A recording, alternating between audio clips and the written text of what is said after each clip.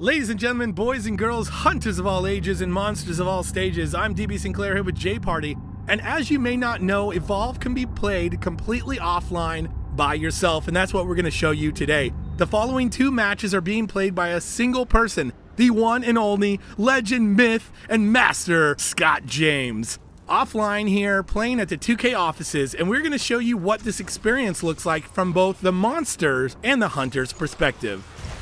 We are jumping into Defend. Defend is a mode that is part of the larger evacuation campaign. The entire evacuation campaign can be played entirely offline. That's what you're seeing today. Scott James is playing Defend as the monster completely by himself against the AI, playing offline, and he's chosen to play the newest monster, Wraith. As DB just mentioned, we are offline, but what's important about this is that you're able to keep any of the achievements you earn while playing offline and bring those to the online competition. This means monster unlocks and ability unlocks will carry over in all the different modes of Evolve. Yeah, the awesome part about this is if you're playing and getting ready for that competitive play against real people, you might want to come in here and mix it up against the monsters or the AI hunters, as you see Scott doing here.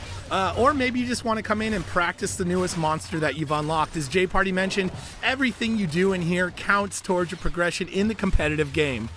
Yeah, and what's cool about this mode is it allows you to experiment without consequences. Playing against those AI bots is just good training to get those ability combos down. As we're going to see today with this Wraith character, there's a lot of fun combinations you can do with these abilities to kind of chain them into some unique strategies and hopefully surprise the hunters. And you really need to do that here with Defend. Defend is a mode where you really need to be patient. You need to let your minions who are pushing those lanes do work against the towers as you yourself come in and try and dismantle the hunters when they're focused on the minions or keeping the towers up. As you can see, the Wraith, though, down on armor, might need to pop out here, is able to do that, could possibly send that decoy in to do damage while he's out trying to get armor. Yeah, perhaps the biggest unique mechanic of Defend is that the hunters are going to constantly respawn. There's no way to win this mode just from knocking out the hunters. You will need to destroy the objectives. So that makes prolonged combat not optimal for the monster, as he's going to want to get out once that armor's gone and do the damage he can when he has AI backup, and those are those other little tiny Goliaths running around trying to tear down the generator. That said, if you could take the hunters out, they do have to wait for their dropship. You can use that time to take down the tower in your way or any of the turrets. You've seen the monster focusing two of the hunters, got him backed in the corner, and is able to potentially get one of them down there. I don't see the hunter as dead yet, so nicely done with the cloak there from support. Yeah, and that Supernova move just dishing out the damage. One of the Wraith's strongest abilities in her kit is that Supernova, and she's going to really rely on that to take down these hunters, as she's able to isolate Daisy here and remove that extra factor from the team and get rid of those random revives. Also, when you take down the hunters or Daisy, of course, and you kill them to their death, you will be able to munch on their corpses, and that will give you some armor to go back into the fight. In Defend, you want to be really patient. You want to pick your battles. You want to go in when you have armor, as there is a lot of firepower coming back at you. Yeah, worth noting, although the hunters are going to constantly respawn, the monster, however, has a very limited health pool. Because you start at level 3, there is no way to gain health in this mode, and that makes that armor management just so important. You need to bail when your armor's down and get in there when it's up. Specifically, look for the support of those AI monsters. As you can see just on the edge of the Wraith screen there, looks like they're moving towards the second objective here as that first generator is down. Yeah, generator 2 already being worked on by the minions. The Wraith using that decoy, sending it towards the generator as well, while the Wraith itself is going to pop that Supernova and be able to take down one of the turrets. As you can see, what Scott is doing is he's using that armor to go in and take down the turrets, then backing out, letting the minions do their job, and hopefully getting some more armor so he can go back in. Yeah, I like this decision here, taking down those turrets early. It's going to give the space the AI needs to hopefully get the small Goliaths in there to tear down the objective. Your goal really as the Wraith is just to distract the hunters, keep them on their back foot, and don't allow them to focus the fire on those small little Goliaths. You're seeing the minion timer up in the left-hand corner, as well as the countdown timer for the mode. That is basically when the evacuation ship will leave. Right now, you're seeing hunters will win in 5 minutes and 46 seconds if the monster is not able to destroy the final objective.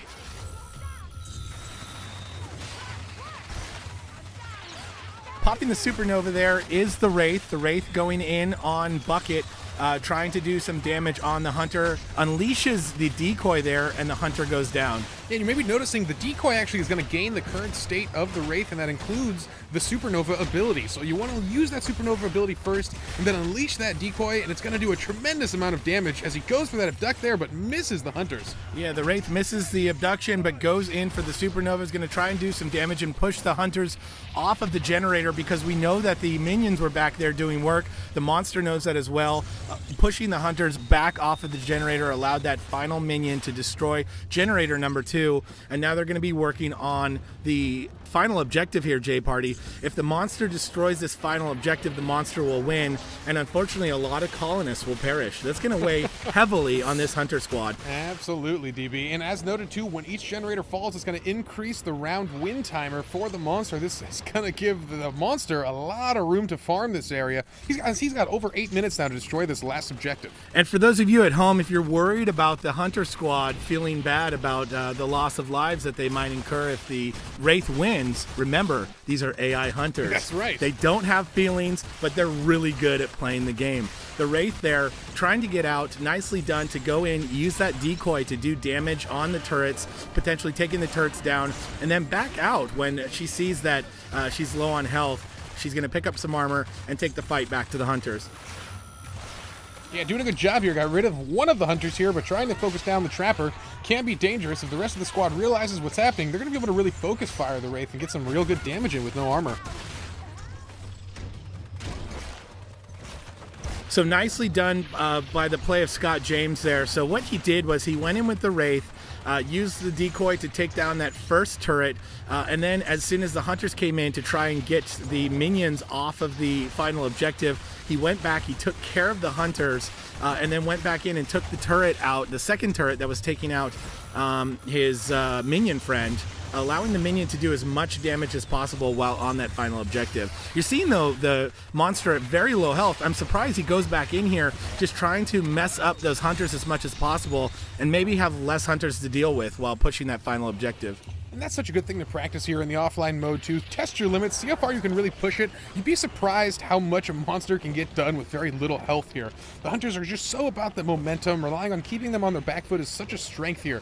The Wraith knows that one of the Hunters is down, and although the respawn timer is short in this mode, it is still existent, and that's going to give him the space he needs to hopefully destabilize the rest of the team and get an easy win with those AI monsters just tearing down the final objective. Just under 7 minutes is plenty of time to come back here, feed, gain that armor up as you see the monster doing.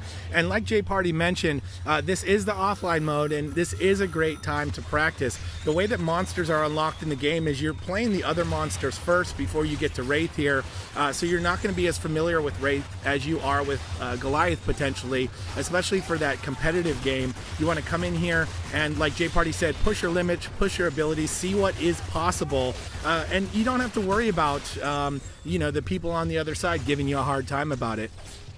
Yeah, absolutely. And some of the cool strategies you see the Wraith using that decoy to send out, get the Hunters distracted, and then go for the sneak bounce on some unsuspecting prey there. And look at that attack, so perfect. Such a strong combo. Unfortunately, the AI is quick to respond and is going to shoot him right off their ally. He does shoot him off, but he gets that poke there with his little blade into the face of Hyde. Hyde goes down. He's going to eat Hyde. He's going to gain armor right from the Hunter there. That's another reason why in this mode you might want to take down a couple Hunters while you're fighting near the objective. You won't have to go so far back into the forest or jungle area to get your farm on and get your armor up.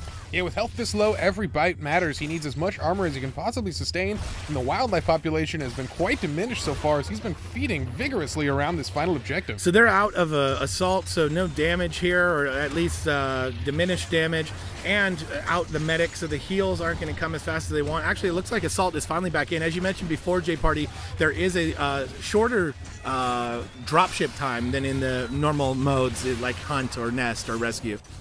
Yeah, and this objective getting real close, but the Wraith just as close. One mistake here, he could take a large hit to the face and end this round, but the AI still doing work on that final objective, and this could be a win for the Wraith or the Hunters here. Any way to go. Yeah, hard to tell. Nice abduction there, though, on Maggie the Trapper. Looks like he might be able to get Maggie down so low on health, though. I'm terrified for the Wraith right now. She needs to get out of there. Scott James is a smart monster player, though. He knows when he's reached his limits. Not so much when he plays the Hunter, though, J Parties. We've seen him been picked off. But as the monster player, nicely done. uses that decoy to not be focused. Such a low sliver of health. Let's see what he can do here as the minions working on the objective, doing a lot of work for him. Nicely done to keep the minions going by taking out the hunters and Daisy. And with health this low, it needs to be really aware of how many dashes he has. You see in the center of your screen the indicator right over the crosshairs is those small little orange bars. That is his dash counter. He's only got 3 of those. It's a very limited ability, and then it must recharge after that. He's going to rely so heavily on this as he ducks around this combat and tries to get the final hits on the power relay. He does on one of the hunters. One of the hunters goes down. I think that was Bucket. 2 of the minions are still up. One of the minions is very low on health, but he already took out the turrets, so no turrets doing damage there. The minions continue to do work on the final objective as he's just keeping the hunters busy at this point. Yeah, trying to focus the medic there and also relying on taking out the support class. Wants to get rid of the utility on the team, and that's going to allow him to clean up the rest of the hunters with no real trouble, as this power relay is still clinging to life. Yeah, doing a great job there. Finally does that supernova, goes in on the medic, gets the medic down. The hunters right now struggling to try and get him down and out, but just hanging on for dear life with the rest of this little sliver of health. He's just going to go in on the back of the power relay now while the hunters are on the other side dealing with that final minion. And going into Supernova again, that should be able to do the damage that he needs to win, and sure enough it is, J-Party. Ladies and gentlemen, that is solo evacuation defend mode there, shown by the master of the monsters, as I like to call him, Scott James. Well done there. And now we're going to see the opposite, J-Party. I'm pretty excited for that. We're going to switch over to a match of defend from the hunter's perspective. And the beauty of this is when he was playing the monster, he is stuck with that monster playing against the AI there. But now he's actually going to be able to hot swap between these hunters and play whoever he wants. Yeah, and this is one of the coolest modes to say and to play, and actually one of the most impressive modes to watch. You see a really good player is going to bounce between all 4 classes, use those long cooldown and key abilities to keep each other alive while they focus on the main character that they'd like to control, which in a lot of cases, you know, it becomes very situational, and you can't have a standard. Yeah, very situational, even from the beginning here. As you see, he starts with Markov, he lays the mines down. Then he switches to Maggie, and he puts down the harpoon traps. And then finally here on Bucket, and he's putting those sentry guns down. He knows exactly how to lock down this area, or at least how he wants to, and he's doing that really well. Oh, nice move to put a little sentry gun on top of the rocks there. It's going to be hard for the monster to focus. And now it's up to him who he wants to switch between as it becomes even more situational based on how this fight goes. Yeah, trying to deal with those small little AI minions first, but then he notices Val is getting caught by the monster, and that's a rough thing. He can't switch in time. Val goes down here. We'll see if he tries to help Val up, but you probably don't want to play as one of the down hunters. Yeah, definitely not. He does switch indeed to Bucket. He's able to use that cloak to bring Val right back up. So nice move there by the support character. And what we're seeing here, J-Party, is going to be Scott really controlling the game to how he wants to play it, being able to switch.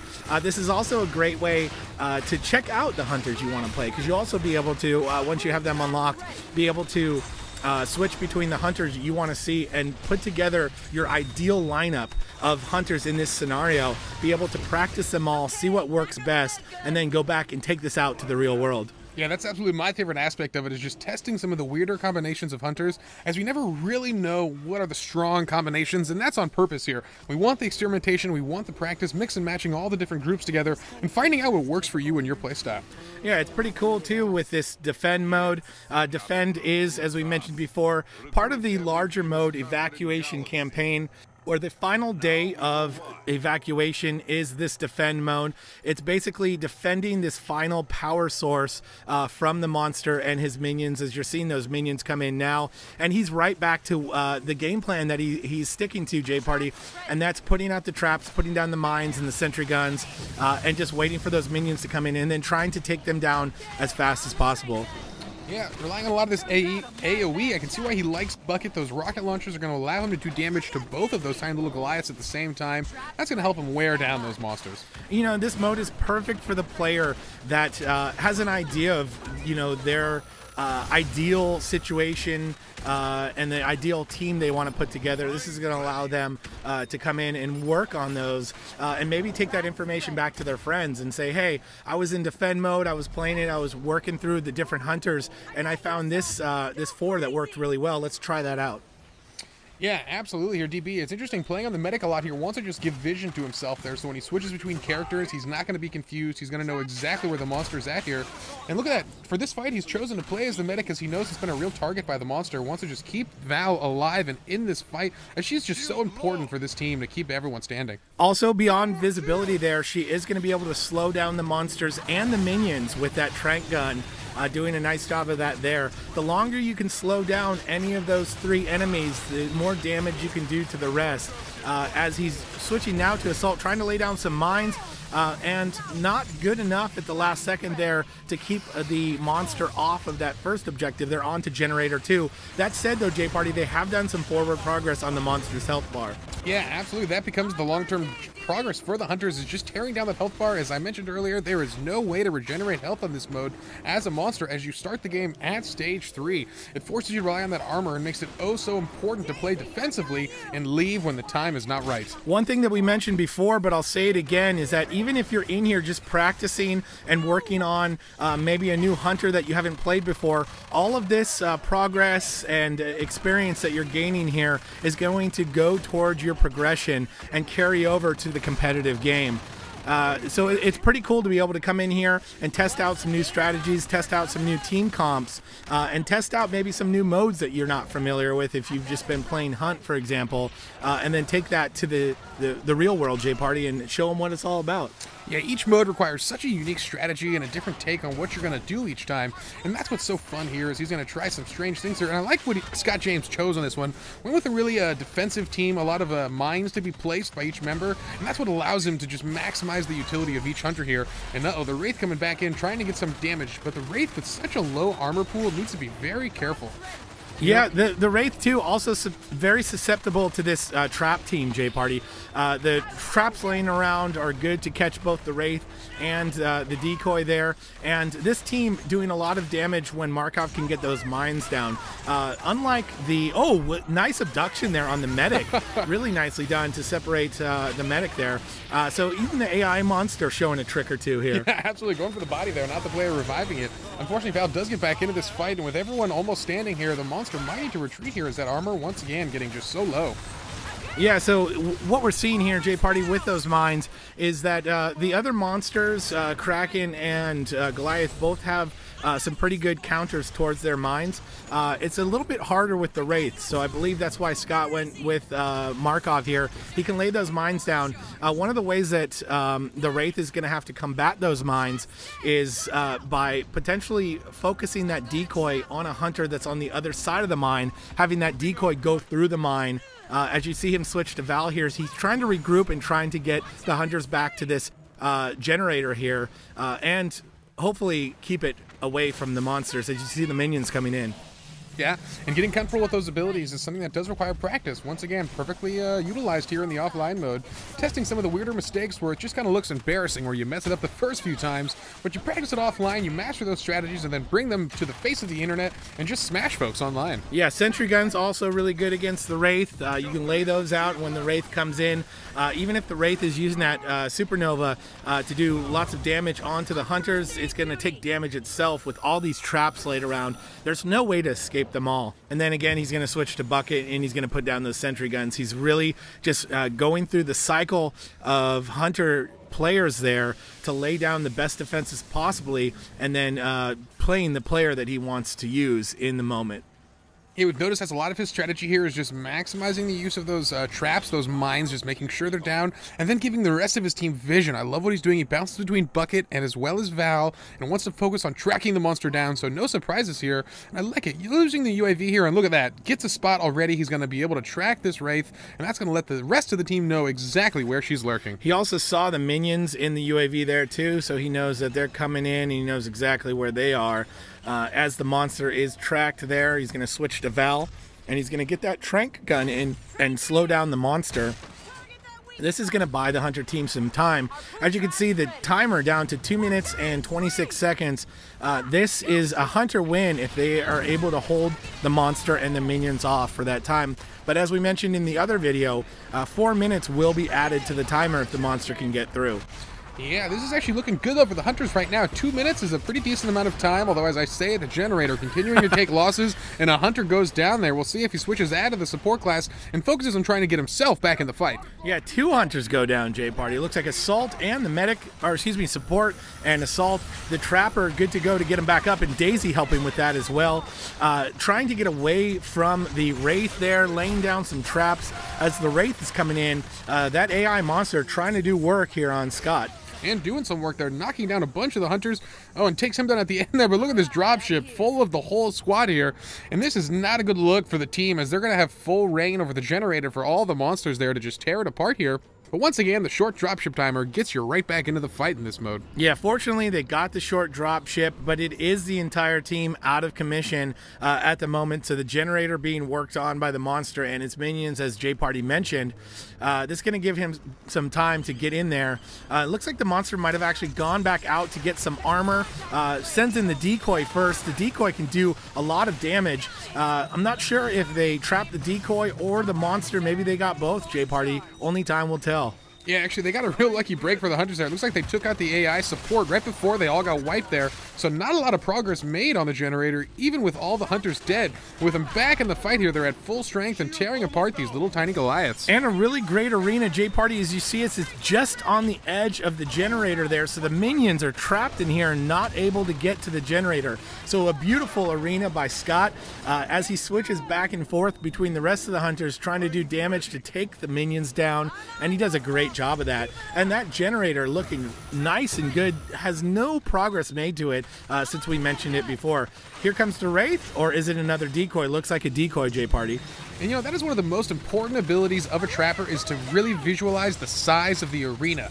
Some of the cool setups you can get as a skilled Trapper are just incredible, as they've done right here, blocking out all of the monsters from the Generator. They're forcing this fight off, just barely off of it. And that's what's so strong about this, and with only a couple seconds left, the Hunters are about to take this victory. Yeah, the Hunters are going to win here, and they do, J Party. The countdown timer, the Wraith does not even get to the final objective. The lockdown with that arena, I feel like, was the final blow to the AI Hunters there. And ladies and gentlemen, that was Scott James playing as the Hunters that time, going against the AI monster. And that is solo defend, part of the entire solo mode. We're out of time, so we will see you next time when we bring you Between Two Beards.